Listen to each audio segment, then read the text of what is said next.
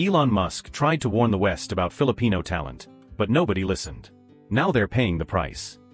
Let's break this down. Because what Musk saw years ago about the Philippines is now rewriting the global tech game, and the US is scrambling to keep up. Wait, what did I just read? Elon freaking Musk. The man who's building rockets to Mars, reinventing cars, launching brain chips, turned his eyes where? The Philippines. Not China. Not Germany. Not Silicon Valley. The Philippines. Why? What did he see that the rest of the world missed? While every tech titan was chasing AI in San Francisco or factories in Shenzhen, Musk apparently spotted something completely off the radar, a nation full of hidden geniuses, raw talent, and the kind of relentless work ethic that doesn't get headlines, but damn well should. Now let me tell you why this hits hard for me. My cousin Maria, brilliant graphic designer, practically painted with a mouse. But no opportunities at home. She left everything behind just to scrape by abroad. Her story isn't unique. It's common. Too common. Filipinos have been underestimated for decades. Cold laborers. Treated like tools. But what if Musk saw something else? Not cheap labor, but elite problem solvers. Global thinkers. The future of innovation, sitting right there, unnoticed. And get this, the Philippines has a literacy rate above 96%, with an English fluency index that beats most of Asia. Combine that with the IT BPM sector exploding into a $30 billion industry, and suddenly this third world country becomes a first-class asset in the global brain race. This isn't charity. It's strategy. And if this is true, if Musk quietly placed his bet early on Filipino talent, then folks, this changes everything. So now I'm turning it to you. What's something or someone you underestimated, until they blew your mind? Drop your story below, I'll be reading every one. And if you're as shook as I am by this shift, smash that like button so we can bring more of these untold power plays into the light. Stick around, because next, we're diving deep into Musk's actual moves, real receipts, and how this tiny nation might just flip the global talent game on its head. You're not ready for what we found. Let's cut the crap, alright? In the last segment, we told you Elon Musk might have quietly clocked the Philippines as a goldmine of global tech talent. And you probably nodded along like, oh wow, that's interesting. No. It's not just interesting. It's a tectonic shift. And if that didn't make your eyebrows touch your hairline, then maybe you've been sedated by too many TikToks and corporate buzzwords. Look, when someone says Philippines and outsourcing, most people still picture call centers. Yeah, sure, hello, this is Jake from customer support. Jake's real name is Jerome, and guess what? When he logs off that call, he's not watching Netflix. He's building a freaking machine learning algorithm with TensorFlow while his pet dog named Doggy watches him debug code in Python. But y'all never saw that. You saw customer service. You saw cheap labor. Elon saw engineers. Innovators. Quiet killers in code. The same country y'all dismissed as a land of karaoke machines, and Lumpia is quietly churning out AI architects and robotics experts like it's nobody's business. Let me tell you about Marco. Dude looks like he teaches high school math on Zoom. Calm, collected. Told me he was a software generalist. Translation? He's writing code for satellites in space, while most of you are struggling to code your Wi-Fi password into your smart TV. He wasn't handed that life. He built it. Free YouTube tutorials. Nights without sleep. Freelancing for pennies until someone in Europe said, wait, who the hell is this guy? And here's the kicker. This ain't rare. There are thousands of Marcos out there. The Philippine government's even investing $44 million into AI by 2028, and they've already trained nearly 50,000 people in data science. That's not a fluke. That's a freaking strategy. While you were busy memeing about Musk buying Twitter, he was quietly investing in a country full of underestimated geniuses. And if you still think this is just about saving money, you're not paying attention. This is about missing out on talent that's literally rewriting the rules of who gets to build the future. So here's my challenge to you. When was the last time you got blindsided by someone's brilliance because you judged the package, not the payload? Drop that story in the comments, if you've got the guts. Smash that like button if you're tired of this outdated narrative. And stick around, because next up, we expose the exact blueprint Musk used to hijack this talent pipeline while everyone else was asleep at the wheel. Alright, sit down, shut the noise, and let me say what everyone's been thinking but too polite to say out loud. We've been hyping up Filipino talent, and rightly so. AI specialists. Software beasts. Engineers who could probably build a Mars rover with scrap metal and a bag of chippy. But you know what's been sabotaging all that brilliance for years? The goddamn internet. Let's be real. You ever try to upload a 4K video in the provinces? It's like watching paint dry, underwater, while blindfolded. You're not working remotely, you're working remotely hopeless. My friend Donna, absolute design wizard. Clients in Europe were throwing her contracts like candy. But instead of worrying about color palettes or vector shapes, she's pacing her house like a maniac because the upload bar moved 2% in 45 minutes. She's on the roof holding a router like it's Simba from The Lion King, begging for signal. And God forbid she's on a Zoom call, because there's always that one moment when the screen freezes mid-sentence and the client thinks she ghosted them. That's not a technical glitch. That's talent being muzzled. That's money burning in real time. And then came Starlink. Musk wasn't just launching satellites, he was launching access. While people were memeing about Dogecoin and Twitter name changes, this man was busy beaming down lifelines to the digitally starved. Suddenly, some kid in Bohol with a busted laptop and a dream can code at 1 a.m. without the internet dying like it just had a heart attack. Let's talk numbers. Before Starlink, most folks outside Manila were basically operating on potato-powered Wi-Fi. Median speeds? Barely enough to stream Netflix without it turning into Minecraft. But after Starlink dropped in 2023, suddenly we've got over 100,000 plus users and 13 ground gateways across the country.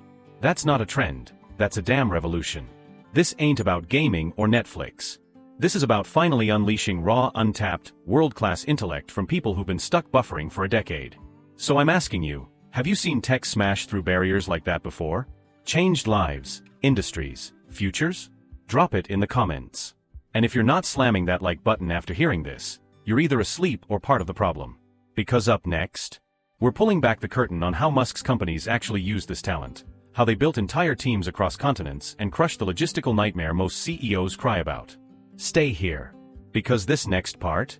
It's where the game gets real. Okay, what in the actual hell did I just see? IQ rankings? Again? We're still pushing that prehistoric garbage? Some half-baked Western chart claiming Filipinos are somehow less intelligent than their East Asian neighbors? Get that colonial stench out of my face. Let me tell you something. If intelligence is measured by how fast you can circle shapes with a pencil in a silent room, then congrats, Einstein. But out here in the real world? That test is about as useful as a solar panel in a cave. You want to know what intelligence looks like in the Philippines? It's not filling bubbles on a Scantron. It's fixing a Wi-Fi router with a paperclip and a rubber band. It's surviving typhoons, corrupt systems, 2-hour commutes, and still showing up with a smile, ready to work. That ain't book smarts. That's battle-tested IQ. Meanwhile, Western academics are sipping lattes and drawing lines on graphs. Oh look, Japan scored higher again. Yeah, no S******. They designed the damn test. But you know who wasn't buying that BS? Elon freaking Musk. While the rest of the world was busy ranking people like cattle, Musk was out here scouting talent like a tech hawk. He didn't ask for IQ scores. He asked, "Can you deliver?" And the Filipinos? Oh, they delivered. Let me tell you about my guy Carlo from Davao. Cybersecurity genius. Code wizard. But every time he tried to rise, he got told, "Stay in support." Why? Because his name wasn't Klaus or Kenji. Joke's on them. Carlo didn't just wait around. He built his rep in the trenches, open source projects, freelance gigs, late-night bug-squashing sessions. Today, he's a cybersecurity architect for a major international firm. No IQ score got him there, grit did. And let's not pretend this is an isolated story. In 2024 alone, Filipino tech talent has exploded. From aerospace systems to advanced AI, global firms are finally seeing what Musk saw years ago, a workforce with brains, guts, and agility that Western resumes can't replicate. So here's the real danger of those old-school IQ rankings. They blind you. They make you overlook brilliance because it doesn't come packaged in a Western accent with a framed diploma. And that ignorance? That's costing companies millions. So I'll ask you straight, have you ever been underestimated? Ever been judged by the wrong damn metric? Then get in the comments and raise hell, because I know you've got a story. And for the love of everything real, smash that like button. Not for me. For every Carlo out there who was told you're not smart enough, then blew the ceiling off the place. Next up, we talk consequences. Global shifts. Your future. Don't blink. Guys, picture this. You're scrolling through your phone, reading some old-school article calling Manila the Pearl of the Orient. Sounds like fluff, right? But back in the early 1900s, the Philippines actually ranked among Asia's top economies, right up there with Japan, and had a literacy rate that beat several European countries. Pretty wild. Then, post-independence? The ship ran aground. Mismanagement, corruption, political instability. It chased investors away. Singapore surged ahead, while we stood still. Even during martial law, GDP grew from $8 billion to over $32 billion between 1972 to 1980. But by the 80s, reckless spending and corruption. Fast forward to today, and the country is back with a vengeance. Real GDP is projected to hit around $483 billion in 2025, up from $455 billion in 2024. Growth? It's averaging 6% annually, with Q1 2025 just clocking in at 5.4%. We're now the 14th largest economy in Asia-Pacific, even surpassing Malaysia. So here's where this gets personal. Imagine you, a kid in the provinces named Liza. Her grandparents used to tell her how Manila was once golden. She grew up hearing that, carrying it in her heart. But Liza's school had barely working internet, and most jobs required a move to Manila or abroad. Still, she taught herself coding, joined online skincare formulator groups, built her own e-commerce brand in her barangay, all from her dad's rusty solar-powered router. She didn't wait for opportunity, she created one. That's the spark. Filipino talent never died, it just needed infrastructure, investment, and belief. Now with the IT BPM sector booming, export remittances hitting record highs, and the economy forecasted to grow 6 to 8% through 2028, that spark is becoming a bonfire. Real-world stakes? Cities rise. Rural talent stays home. Local incomes improve. Our global reputation shifts, from outsourcing stereotypes to innovation powerhouses. Your turn. Can you think of a time when a country, or a person, got written off, only to come back stronger?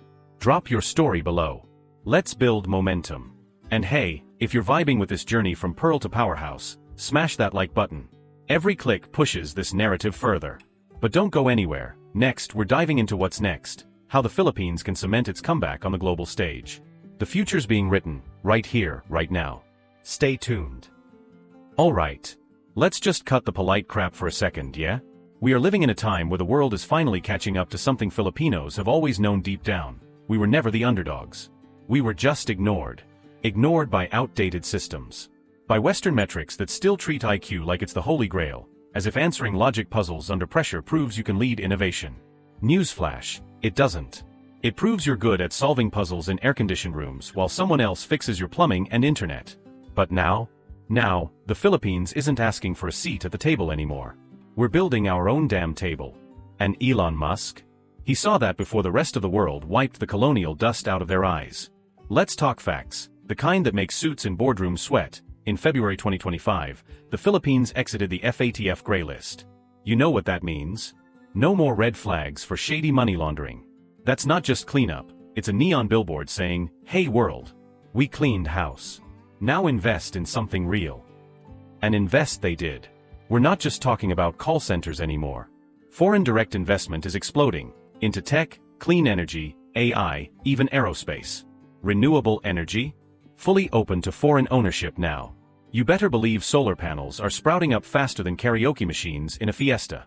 Meanwhile, the same keyboard warriors who once laughed at slow internet are choking on their own buffering. Why? Because Starlink beamed in and did what years of red tape and broken promises couldn't, gave people in remote barangays a lifeline to the global economy. It changed everything. My cousin Anna used to cry over crashing Zoom calls. Now she's closing 5-figure design deals from Ciargo. Carlo, once ignored for having the wrong passport, now securing enterprise networks on 3 continents. That's not luck. That's what happens when you unleash talent that was only ever held back by broken systems. And here's where I stand. If you're still doubting what this country can do, if you're still clutching your little IQ charts and colonial arrogance like their gospel, you're already losing. You're 10 steps behind a country that's rewriting the rules in real time. So tell me, what's the one moment you saw your community rise from the ashes? When did the script flip for you? Drop it in the comments. We're not just telling stories here. We're reclaiming them. Smash that like button if you're tired of being underestimated. Because the final chapter? Oh, it's coming. And it's about how this Filipino wave is going global. Buckle up. Listen up. If you're still sitting there with that smug little smirk, thinking the Philippines is just a cheap labor pool or a glorified customer service hub, wake the hell up. You're not late to the party, my friend. You're outside the building, peeking through the blinds while everyone else is already drinking champagne in the penthouse. This is the 2030 vision. And no, it's not some cheesy political slogan or recycled economic projection. This is the real deal. The Philippines becoming a bona fide, battle-tested, tech superpower. Not maybe. Not potentially. I'm talking about neck and neck with Japan, South Korea, and India. Let that rattle around your skull for a second. Remember when people used to laugh at the country for its slow internet? Ha. Who's laughing now, Karen? You want numbers? Let's talk numbers. As of early 2025, Cebu and Manila are booming, not growing, exploding with tech hubs, startup ecosystems, and investment summits. The Cebu Business Months 2025 featured a dedicated technology and innovation forum. Why? Because even local business leaders finally realized what the rest of the world is just now figuring out. Filipino brains are wired for innovation, not just instruction. Meanwhile, the West still worships Ivy League degrees like they're holy relics. Yeah, cool. Timmy from Stanford made a crypto startup that sells digital socks. Meanwhile, Juan from Quezon just built an AI-powered disaster tracking system that might save thousands of lives during the next typhoon. Tell me again who's elite? Oh, and the Philippine Space Agency? Not a joke. They're building satellites. Real ones. They're not doodling rockets in Google Docs, they're launching climate resilience tech, defense satellites, and AI systems with $44 million in government-backed support. SKAI penis? It's not a Star Wars character. It's an AI initiative giving inclusive innovation to every barangay with a laptop and a dream. So yeah, this ain't fiction, this ain't fantasy. This is the future unfolding, and if you can't see it, you're part of the damn problem. Here's what I want from you: wake up.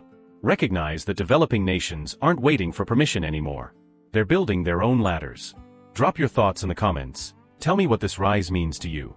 Smash that subscribe button if you're tired of lazy stereotypes and you're ready to bet on raw, unstoppable talent. And don't go anywhere, because the next part? We're not just talking about the Philippines. We're decoding the Musk playbook, and how you can use it to win big in this new world. Oh, now you care? Now? After decades of side eyes, dismissive nods, and nice try, maybe next time grins, now Silicon Valley wants in on the Philippines? Please. That's like ignoring a girl all through high school, only to show up at her door 10 years later with flowers because she's now a freak-conceal. Let's call this what it is. The West's biggest regret. Not a misstep. Not a missed opportunity. No, this was a full-blown, ego-driven, blindfolded nosedive off the innovation cliff. For years, the West reduced the Philippines to an outsourcing country. Voice work. Repetitive coding. The digital janitors of the modern world. They didn't even bother to look deeper. Didn't care that under those "hello sir, how can I help you?" smiles were machine learning geniuses, cybersecurity architects, and AI visionaries just waiting for a real shot. But hey, Elon Musk did.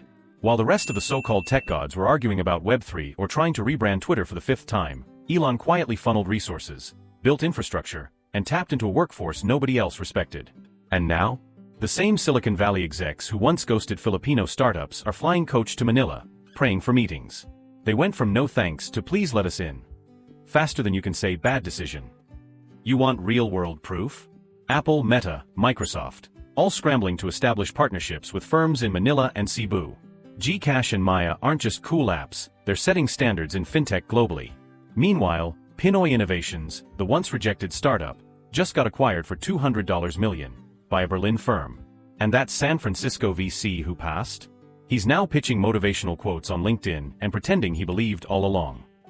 Sure, bro. You know what's poetic? That the very people they ignored are now writing the future they desperately want to buy into. That's not karma, that's math. That's what happens when you undervalue genius just because it speaks with a different accent. So I'll ask you this. How many people, how many countries, how many yous have been underestimated like this? What's the cost of arrogance? Drop it in the comments. Let it out. Let's air the receipts. And if this got your blood boiling, if you're done watching brilliant talent get ignored, smash that like button. Make it loud. Make it personal. Because the lesson here is brutal and simple. Never underestimate the underdog. They're usually the ones holding the blueprint to your downfall. So here we are. And let's be honest, this was never a fluke. Elon Musk didn't guess right. He saw what everyone else refused to see. Filipino genius hiding in plain sight while the West was too busy flexing their crumbling resumes. You know who missed out? The suits who thought innovation only came with Ivy League accents and overpriced coffee. Now they're panic-buying influence in a region they once mocked. It's laughable. Like showing up at a party you weren't invited to, after the cake's been eaten and the DJ packed up. The future? It's not in your silicon bubble anymore. It's in Manila. Cebu. Davao. Get used to it. So if your eyes are finally open, really open, like wow I've been blindfolded by bias open, then slam that like. And comment below. What else is the world ignoring? That's already winning.